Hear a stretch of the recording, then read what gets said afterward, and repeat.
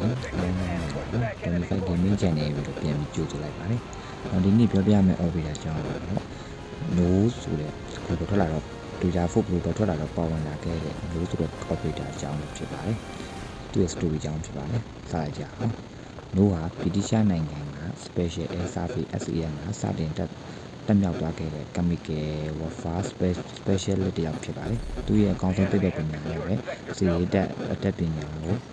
တက်ပညာကသူ့ကို data fold black OBS မှာခေါ်ယူဖို့ထိကြောင်းအောင်လုပ်ခဲ့ပါတယ်။သူ့နာမည်က no ဆိုတာကတော့လက်တန်ဒါလာစကားအဖြစ်ညဆိုတဲ့အဓိပ္ပာယ်ရှိပါတယ်။ညခိုက်တံမှာမျက်စိမမြင်နိုင်အောင် chemical smoke တွေနဲ့ကတ်တွေအသုံးပြုပြီးတော့တိတ်ဆိတ်သတင်းပေးခြင်းလက်ကားခြင်းနဲ့အငိုက်ဖမ်းခြင်းတွေမှာအထူးကျွမ်းကျင်တဲ့ operator တယောက်ဖြစ်ပါတယ်။တချို့ကသူဟာစီးဗီဒီယိုရဲ့မတရားတိုက်ခတ်မှုတွေကိုဖော်ထုတ်ခဲ့တယ်လို့ပြောကြပါတယ်။အဲဒီအလုပ်တစ်ခုထဲမှာပဲသူကတစ်ခုလုံးတည်းကတယောက်တည်းပြန်လာခဲ့တယ်။ပြန်ခဲ့နိုင်ပါတယ်။ chemical event တစ်ခုကြောင့်သူ့အတွင်းပိုင်းသက်ရှူတွင်းမှုတွေအငြင်းငယ်အောင်ပြောင်းလဲသွားခဲ့ပါတယ်။ပြီးတော့တစ်စုံတစ်ယောက်ကသူ့